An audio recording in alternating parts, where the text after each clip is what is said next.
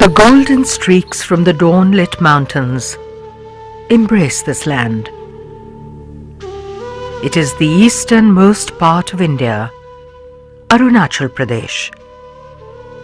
This gap of the eastern Himalayas forms the route through which the knowledge base of the oriental region flowed westwards to Eurasia.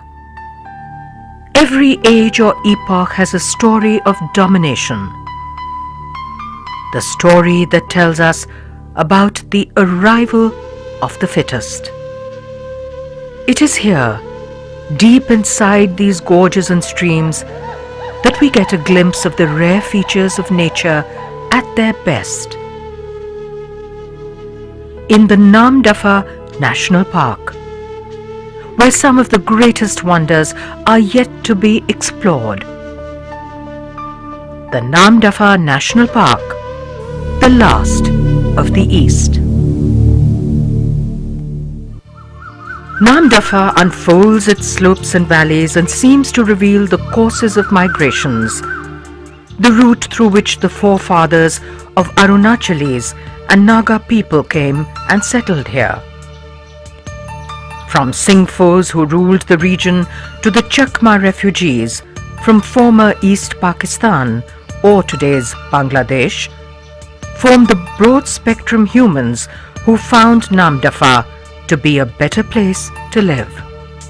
The fringes of Namdapha have a good population of Chakmas and the Tibetan Buddhists who migrated in 1951 following the occupation of Tibet by the Chinese military. The liberation of Bangladesh led to the added population pressure on Namdapha. The concern for secure borders made it inevitable for the Indian Armed Forces to tackle positions within 25 miles of the free transit zone between Myanmar and India. This led to the displacement of the Lisu tribes, and the struggle began here. An open confrontation between the forest officials and the Lisu tribes. 1947, some idea was mooted, but these things could not be done during that time. Then after 1962, the Chinese aggression, you might be knowing it, took place. After that, lot of papers etc. was misplaced, and then in due course of time again all those things was recovered, and during 1970 the area was declared as a Namdapha Reserve Forest. So this Namdapha Reserve Forest was declared during 1970. After that, on the 2nd October 1972, the same area was upgraded into wildlife sanctuary. Then again during 1983, it was declared as Tiger Reserve. So it is the 15th Tiger Reserve of the India, and 1983 itself it was declared as a national park. In the heat and dust of this conflict for establishing their rights by Lisus and in the race to establish authority by the forest officials, many of the precious animals were wiped out. Who is to be blamed? National park का जो solution निकलना था उस समय में ये लोग बिल्कुल आता नहीं है, बोलता नहीं है, और बीच में क्या होता है, और वाइल्ड लाइफ डिपार्टमेंट तो अपना फोर्सफुली करते रहता है, उधर तो डेवलपमेंट में तो हमारा हैम्पर है, राइट भी नहीं है, और विजयनगर में तो बिल्कुल सीयू भी नहीं बैठता है, डॉक्टर नहीं बैठता है, एजुकेशन स्कूल खोल कर रखा हुआ है, हाई सेकेंडरी स्कूल भी खोल कर रखा हुआ है, कभी साल में 2, कभी साल में 3, तो आप सोचिए सर कैसे आदमी बढ़ेगा। क्लास 6-7 पढ़ने के बाद लड़का लोग तो यहाँ आने का खर्चा भी नहीं है, तो ये लोग क्या करेगा, खेती करेगा, शिकार करेगा। In the buffer zone and interiors of the forests, the pressure is created on the ecosystem by the newly introduced species. The introduction of new species of animals and plants is required for the survival of the settlers, whether they be transplanted Chakmas or forest officials, resulting in the systematic imbalance in nature. Any new species of plant or animal when it intrudes into a natural habitat, brings along with it an undesirable host of other factors, ranging from microbes to symbiotic forms or dependents. This brings in a change in the ecosystem from the micro level onwards. Moreover, most of these will interfere with the routes of migration of the original species or inhabitants. Sometimes these can create undesirable residues in the soil that may negate the growth of other microbial systems or may foster the growth of another. By all means, such interventions are disastrous to the natural system.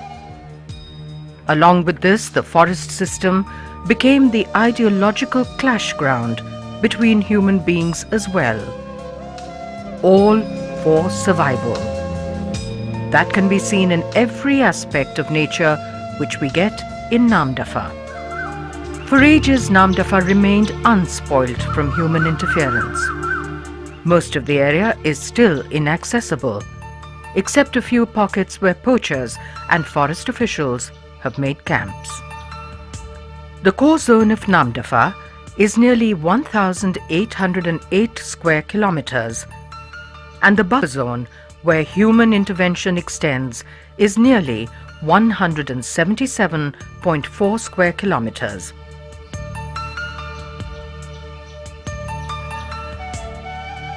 The tract from Miao to Empen Czech Gate is nearly 9 kilometers by foot, and after crossing Empen, another 7 kilometers away is the magic world named after the gibbons land. Hollock gibbons are the only ape species found in India. As a self-defense mechanism or protective behavior, these gibbons can be spotted somewhere far among the foliages of tall trees. During nearly a month of expedition here, they surfaced only once at such a far distance. Their sharp call can be heard miles away.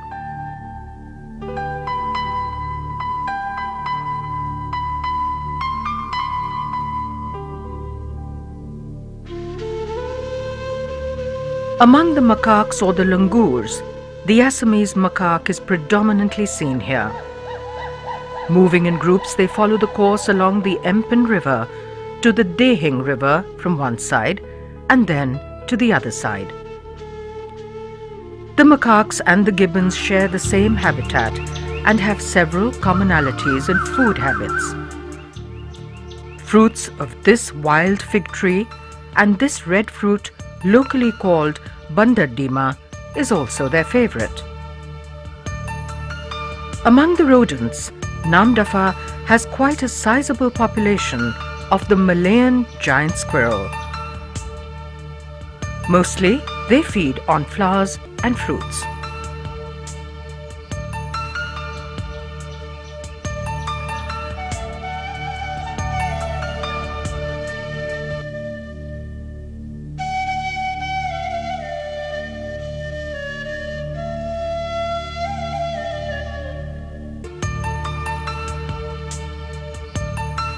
Hoary-bellied Himalayan squirrels can be spotted near to the 40th mile.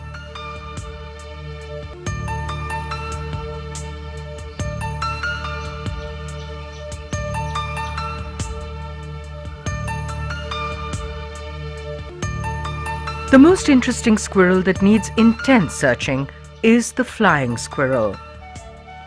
And the long wait for the flying squirrel to come out ends as it turns away and vanishes in a flicker. The flying squirrel can never fly, but it can glide with the help of a fold of furry skin extending along each side of the body from the wrist to the ankle. The smallest squirrel is the palm squirrel, very difficult to be located as its color mostly resembles the bark of the tree.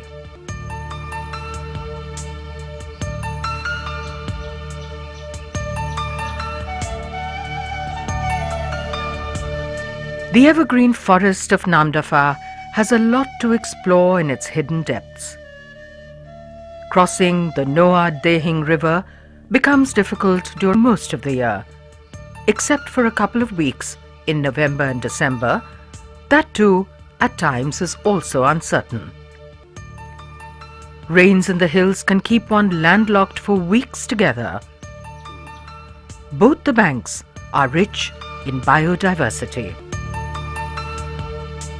You will see in the winter the snow-covered peaks are there, and there generally it is the home ground for the snow leopard, which are still yet unexplored due to the these things, what is the configuration and any inaccessibility of those areas. Namdapha was claimed to be the abode of all the 4 big cats. The tiger, leopard, snow leopard and clouded leopard are recorded. Though not to be seen around, these pug marks are the only proof of their existence. The presence of predators or big cats can be established by the variations in the population pattern of the herbivores. Namdapha has a commendable presence of sambar and the barking deer. Also, the feeding pattern and movement of the herds of the herbivores is another indicator for the pressure created by the big cats. The unpredictable climatic conditions and hostile terrain do not permit any such studies. One has to go by the records of the tribes who frequent the interiors of these forests and those who agree that once they used to hunt for commercial purposes. कुछ साल पहले तो बिक्री हुआ था, बहुत पहले 20-25 साल पहले तो बिक्री होता था, शिकार करता था। आजकल तो हाथी भी इतना वो दांत वाला नहीं है, शेर भी इतना जल्दी मिलता नहीं है, भालू भी इतना मिलता नहीं है, उसका प्रोडक्शन कमती हो गया। The distributions of the living systems are closely interlinked with the drainage system. The Dapha Bum Ridge that runs from east to west is drained by the Namdapha River. The Deban River drains the entire southern face of the ridge. This finally culminates into the great Nord Deutsche River. The rivulets which take a course along the ridges join at Deban. From here the course of the river is quite rough. Nord Deutsche cuts across the ridges and flows further. Along the sedimentary hills, the loose soil permeates seepage. In the seepage routes along the slopes, the most prominent vegetation is of Colocasia species or Arabi as in Hindustani. The seepage at several places also has the pandanus species, which is more akin to tropical wetlands of India. This is another key species that can throw light on the discontinuous distribution.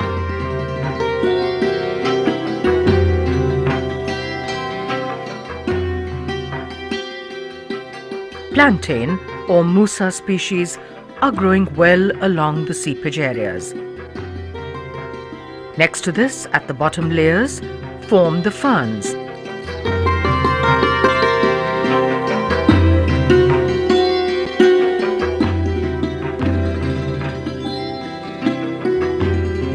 Livingstone jenkinensis or jing is a palm-like tree that abundantly grows along the seepage areas. This forms one of the major components of the undergrowth and is in much demand by the tribes living nearby as a roofing material. Plantain species form a major fodder for the elephants. The abundant growth indicates that the elephants no more traverse through this belt. The eastern Himalayas are most sedimentary in nature. During every rain, landslides are frequent. And this is the reason by which the secondary propagation also happens naturally. Such landslides are also a major hindrance in conducting studies here. Every aspect of the forest is a strong component of the ecosystem. The fallen trees, as they wither off, form a substrate for microbial action and replenishment of the soil system. Insects that depend on minute organisms also move in. The moisture is retained by fungal and other small mosses growing, creating a spongy layer for mushrooms to grow. In a living tree, the same spongy layer gives adequate room for orchids and other saprophytes to grow. Although more than 400 species of orchids have been discovered in this zone, the unexplored regions can be the host of several rare orchids. Bamboo orchids are plenty.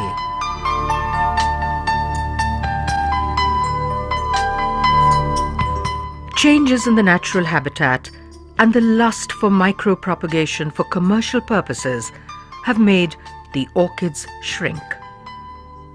Maybe the loss of natural habitats in the fringes may make the orchids vanish. The only way to rescue the species may be these orchidariums.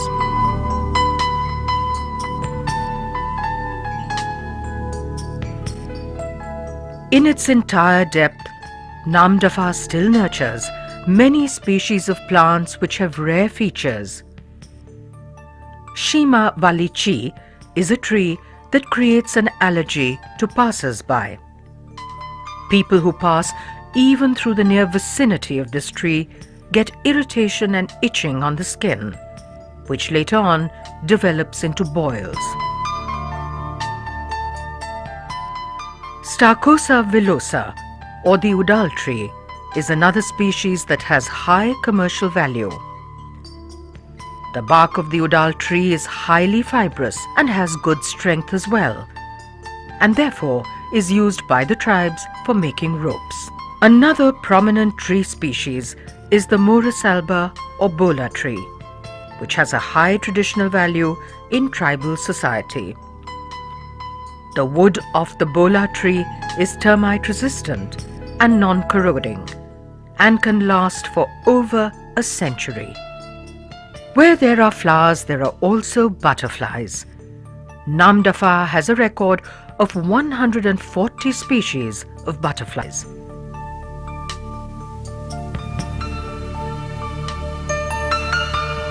Dragonflies, which have almost got wiped out from many parts of the tropics, somehow have survived deep inside these forests. Another amazing aspect of Namdapha is that out of the 11 species of insectivores found in India, 5 of them are present in Namdapha. Most interestingly, deep blue damselflies were the rare ones to be found here. Moths, a few of them of amazing beauty, display the aerodynamic design of nature and are quite fascinating.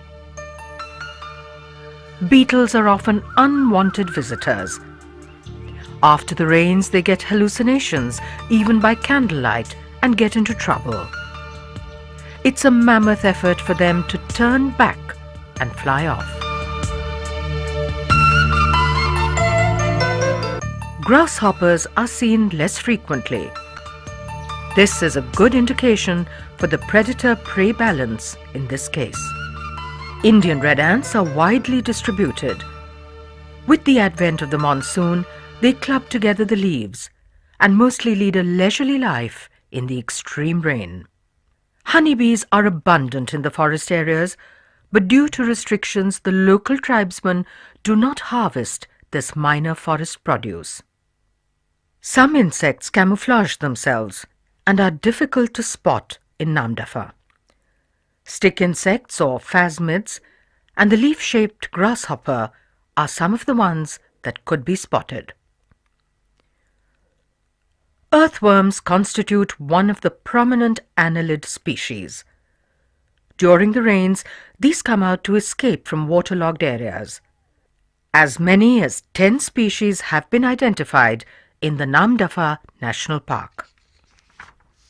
Leeches are unwanted guests. The heavy presence of leeches tells the story of the multiplicity of animals around. Altogether, 5 species of leeches are identified from this area. Huge tall trees provide an ideal breeding ground for the hornbills. During the period from April to June, only single hornbills could be spotted.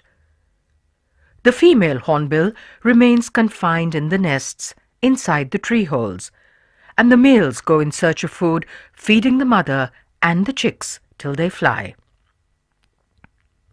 Mostly the male hornbills are accompanied by another bird, the lesser racket-tailed drongo or Dichrysus remifer. This is an easy way of feeding for them, as the leftovers by the hornbills are amply enough for them to survive. One of the largest hornbills spotted was the great hornbill Bucerus bicornis. This seemingly had a wingspread of 130 centimeters. Another species of hornbill, the oriental pied hornbill or Anthracoceros coronatus, is also a rare sight. This brown and gold striped spider resembles the banana spiders found in North America. There is no doubt that its web is quite strong, as it could withstand heavy wind speeds. This is a strong indication that spider silk will be the material of the future, as it is the toughest natural fiber known. Spiders may also serve as biocontrol agents, as they are good predators of insects. And now this is just the reverse of the theory. Do not get misguided that this green spider is preying upon the hornet wasp. The hornet wasp overpowers the spider with its toxic venom injected to it through the rare sting. The spider is almost paralyzed. And now watch. It's not scissors. It's simply the clasps of the mouth that are ripping off the spider's legs. And a turn to the other side. The work is done in a pre-planned way and is not by accident, but must be of a routine nature. What the entire hornet wasp is trying is to get rid of the spider's leg to maintain the aerodynamics of its flight to the nest. The weight of the spider also needs to be reduced, and so it is dragged and dragged till friction wears out the tissues of the spider for the final takeoff. Somehow, our naturalists are only concerned with large animals when they talk about conservation. These small and less charming creatures are forgotten, although they form the basis of the sustenance of natural systems and serve as controlling mechanisms. Namdapha has all that to justify a new initiative in the conservation efforts. The fishes of Namdapha idly throw light on the relic forms and are a living testimony to arrive at conclusive inferences for the discontinuous distribution of species. The rich heritage of Namdapha is evident from the fact that 10 species of earthworms, 5 species of leeches, 430 species of insects, 140 species of butterflies and moths, 76 species of fishes, 25 species of amphibians, 50 species of birds, and 96 species of mammals form the major bulk of the animal kingdom here. All this richness and diversity does not matter much as the conservation efforts and the management comes to a confrontation. Lisus or Yobin tribes known to inhabit Namdapha became hostile as they were flushed out of their original habitats. Until date, no settlement has been reached. Lisus are branded as hunters. Lisus in Arunachal Pradesh, who were believed to have migrated from the Patkai mountain ranges, now have the status of a religious minority. Here is what the three major players in the confrontation have to say: the Tangsa Nagas, Lisus, and the forest officials. Backward आदमी है, वो तो दुनिया के बारे में इतना जानकारी नहीं है, इसलिए इन लोग ज़्यादा तौर का जंगली शिकार खाते हैं, ज़्यादा शिकार का इंटरेस्ट लेते हैं और शिकार करने में उनमें फ़ायदा भी है। इन लोगों का नशा है एक तो चीज़, जो शिकार मारने से हरिन मारने से हरिन का तो आपका ये सींग तो बिकता है, अच्छा भाव मिलता है। वो शेर मारने से भी शेर का उनका छाला वो भी सुखा के वो भी बहुत महंगा होता है, वो भी बिक्री होता है। उसका बोन्स भी, वो हड्डी जो है शेर का, वो हड्डी है उसको भी जमा करके उसको भी बिक्री करता है। Earlier, actually, these Lisu settlers, those who are inside the park, now is being alleged that they are doing the poaching, they are killing the animals and like that. But perhaps they might have done earlier. I don't say that they have not done it. Arunachal में कोई tribe भी बाघ का वो मारने का नियम नहीं है, लेकिन अभी ये 20th सेंचुरी में क्या हुआ, बाघ का वैल्यू है बोलता है। ये सब चीज़ शिकारी जो है हमको भी मालूम नहीं है, कोई चुप करके सिर्फ लीसू नहीं है, ये मैं चैलेंज में बोल रहा हूँ। ये नॉर्थ ईस्टर्न में सारा इंडिया में जो हो रहा है ना, लीसू के ऊपर में ब्लेम होगा तो मैं चैलेंज करता हूँ, लीसू नहीं है। शायद कोई धनी आदमी, कोई स्मगलर, कोई चैनल बनाकर हुआ है, लेकिन ये डिफेक्ट क्यों हुआ है? कुछ बाघ था, मैं ये मानता हूँ, लेकिन वही वाइल्ड लाइफ का बदमाशी से हुआ है। मैं खुद देखा हूँ वाइल्ड लाइफ का आदमी, कुछ आदमी पहले का आज नहीं है, कुछ शिकारी था। तो अगर डिपार्टमेंट ही कोई ऐसे आदमी होता तो इन्वॉल्व होता तो पब्लिक को क्या बोले? The contention of the Lisus may be debatable, but this is a lesson to the caretakers of conservation that public participation and involvement, especially awareness in the buffer zone and fringe villages, is the key to effective conservation.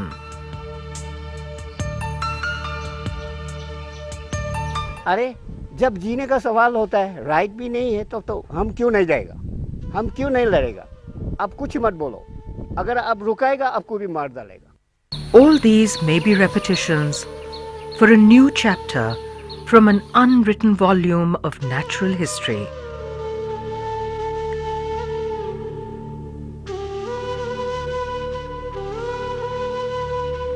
Taking a note of the melody that still emanates from the grace of nature's own creations, Nuar Dehing flows quietly, and the mist envelops her with a sheath, rendering tender care and hope that all are safe as is in nature and as long as it is nature. The Lisus may be an eye-opener for us to draw a line on the limits of human intervention in the environment. The evergreen rainforests of Namdapha certainly are the last of their kind left with us on the eastern fringes of the nation, waiting for human wisdom and timely action to save this last of the East.